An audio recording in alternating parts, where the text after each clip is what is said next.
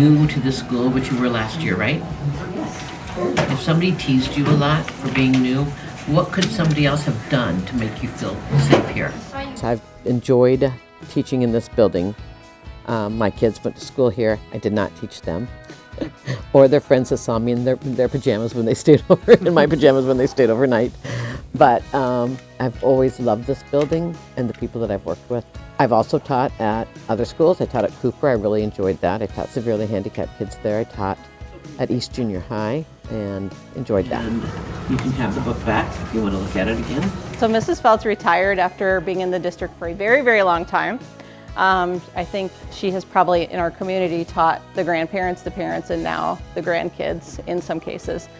She's kind of a fixture in our community. And when she retired, I always joked with her that, you know, I'll see you in 75 days because that's the soonest they can come back and sub. And sure enough, she showed back up in our building. And every time Mrs. Fouts shows up, the kids are excited, the staff are excited. She's really an asset to our building, and she's an asset to our district. Right, so you could support them if they needed help. I just really like being with the kids. I feel comfortable because I know what the curriculum is. I think we could put Janie in any position in this building and she could do it. She could step into my office and I wouldn't worry one bit. She's that amazing. You're the passer-outer? Yes, thank you.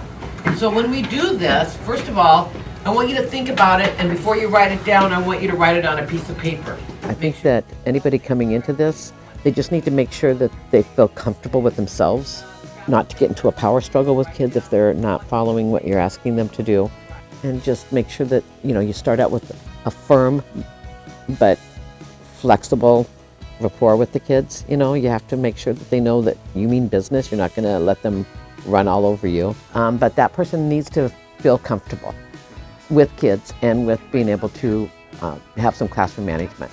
It looks like that you had spelled everything correctly.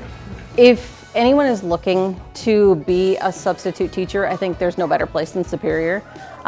We treat our substitute teachers, they're not subs, they're our guest teachers, and they're like family.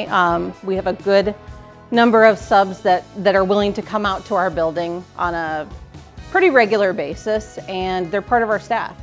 You know, they know our kids, they know our routines, and as the principal, it's my job to make sure that they feel like this is their building that day and they're comfortable and they're part of our staff. So that, I think district-wide, that's really kind of our focus.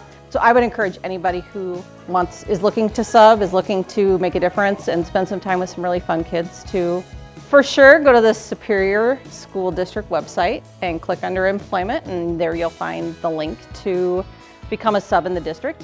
Other than that, I would say, you know, get to know families in your community. You know, ask about the schools, ask about the teachers and the staff and the climate, and I think they'll find that all of our buildings are wonderful to be in, and it's a great place to work, and it's flexible, and you know, you make your own schedule. You really can't beat it.